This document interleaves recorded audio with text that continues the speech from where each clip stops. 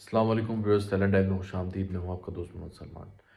Viewers, जैसे कि आप जानते हैं कि जसप्रीत बुमराह के ऊपर दोबारा से जो है काफ़ी ज़्यादा पॉइंट आउट किया जा रहा है, उनको उनके ऊपर फिंगर रेस की जा रही है, स्पेशली ऑस्ट्रेलिया में, कि उनका जो एक्शन है वो शायद एक्यूरेट नहीं है और उसको जो है मज़ीद एनालाइज़ करने की ज़रूरत है और एनालाइज़ किया जा रहा है, जो कि काफ़ी शॉकिंग है और कंफ्यूजिंग है। क्योंकि जसप्रीत बुमराह जो है वो ऑब्वियसली एक बहुत बड़े इंटरनेशनल प्लेयर हैं और डोमेस्टिक क्रिकेट के भी और इंटरनेशनल में, चाहे आप टेस्ट की बात करें या आप ओडीआईज़ की बात करें, टी20s की बात करें, और बहुत ज़्यादा राइट नाउ मोस्ट बड़े जो विकेट टेकर्स हैं उनमें से आते हैं वो। सो इतना सब कुछ होने के बाद ऐसे क्वेश्चंस राइज होना, सो ये थोड़ा बहुत जो है लाइक साइन देते हैं कि पॉलिटिक्स एज सच इस तरह का कुछ हो सकता है।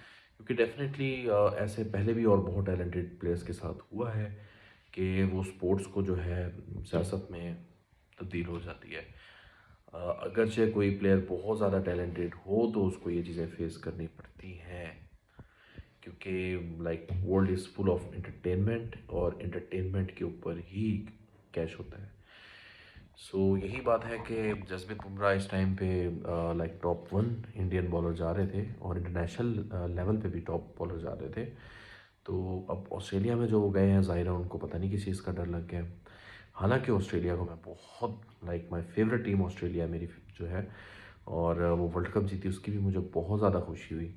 और जितने भी मेरे फेवरेट प्लेयर्स रहे, चाहे शेन वॉटसन हो, माइकल क्लार्क हो और शॉन टैट हो, ठीक है, ये सारे के सारे, ग्लेन मैकग्रा हो, एडम गिलक्रिस्ट, ये सारे के सारे मेरे फेवरेट ऑस्ट्रेलिया से ही थे और ऑस्ट्रेलिया शुरू से मेरी फेवरेट टीम रही है। लेकिन अब बात है, जाहिर है अब वो पैट क्यूमिंस, ये सारे प्लेयर हैं, वो उस लेवल का आप नहीं कह सकते जो पहले के प्लेयर्स जो जिनके मैंने आपके साथ नेम लिए, एंड्रू सैमंड्स भी हो गए जैसे।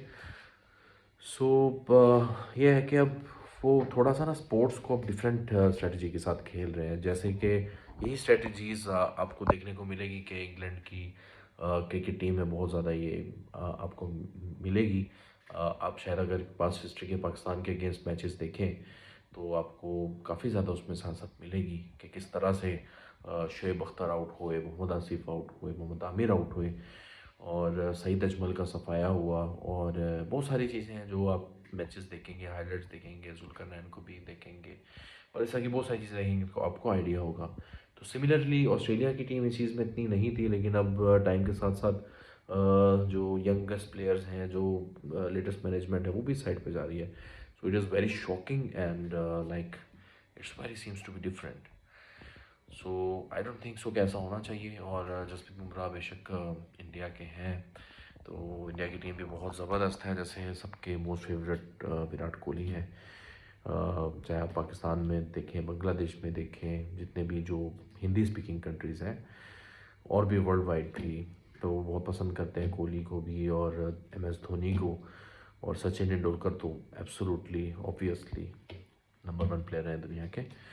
सो इसी तरह बुमराह जो है, ज़ाहिर है एक अच्छे बॉलर हैं।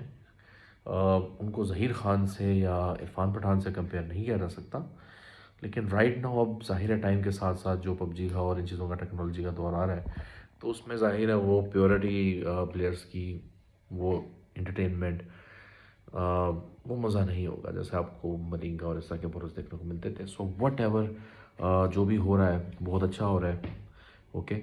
एंड जो बॉलर्स हैं, जो प्लेयर्स हैं, बहुत सारी चीज़ें टाइम के साथ साथ बहुत अच्छी भी आ रही हैं, बहुत अच्छी भी चल रही हैं। सो इसी तरह जो है आई थिंक कि बुमराह को स्टैंड लेना चाहिए और जल्द से जल्द ऐसा उनको कुछ करना चाहिए कि उनके ऊपर रेस ना हो। और बात रही उनके ऊपर जो क्वेश्चन राइज हो रहे हैं, उनके एक्शन पे हो रहा है कि उनकी जो रिस्ट है वो थोड़ा रोटेट हो रही है या इस तरह से क्लियर नहीं हो रही, क्लैरिफाई नहीं कर पा रहे, उसको उसको एनालाइज करना है। तो यही सारा फैक्टर है, यही सारी रीजंस हैं जिनको जस्टिफाई करना होगा। और लेकिन इनको जस्टिफाई करते करते वो मैचेस नहीं खेल सकेंगे, उनके कैरियर पे, उनकी इनकम पे काफ़ी इफ़ेक्ट पड़ेगा इससे। तो ये चीज़ें काफ़ी चैलेंज करनी पड़ती हैं एक अच्छे क्रिकेट प्लेयर को शुरू से। सो होपफुली वो भी इस चीज़ को फेस कर लेंगे इजीली, और जैसे उनका कैरियर चल रहा था वैसे चलेगा। और उम्मीद है कि सब ठीक हो जाए।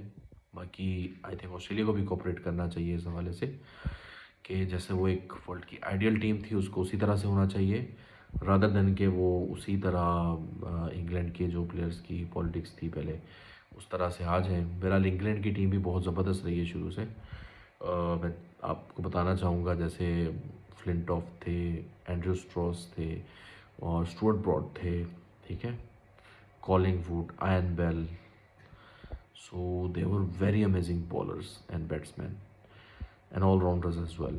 So फिर भी जाहिर है वो एक टाइम था, शायद मैं गलत भी कह रहा हूँ क्योंकि हर इंसान सही और गलत परसीव कर सकता है, लेकिन ये है कि काफ़ी एक मैच आप देखेंगे जिसमें इंजमाम के साथ इशू हुआ था। इंजमाम वो गुस्से थे, मतलब कि इशू तो नहीं, मतलब क्योंकि ज़ाहिर है वो कैप्टन थे। तो आप देखेंगे हैरी जो भी थे अंपायर, उन्होंने किस तरह से गलत आउट दिया या इस तरह विड्रॉ कर दिया जिसके से पाकिस्तान को नुकसान हुआ, पाकिस्तान हार गया मैच। सो इस तरह से आपको काफ़ी चीज़ें देखने को मिलेंगी जो क्या पे ऑस्ट्रेलिया की टीम कर रही है। सो अगर ऐसे होता रहा तो ऑस्ट्रेलिया की टीम आगे भी करेगी तो एक अलग टीम बन जाएगी। जैसे अब तक इंटरटेनिंग टीम रही थी इंग्लैंड से ऊपर, जैसे साउथ अफ्रीका बहुत पॉजिटिव टीम रही है, तो उस तरह बहुत अच्छा रह जाता, लेकिन वट एवर हम के कुछ कह नहीं सकते। तो बस हम उम्मीद करते हैं कि बुमराह को दोबारा स्क्रीन पे देखें और दोबारा से उनकी अच्छी बॉलिंग्स देख सकें, दोबारा से उनकी अच्छी विकेट्स देख सकें। सो हम उनको एक विश करते हैं। So very wish you a good luck Bumrah, best of luck for your future.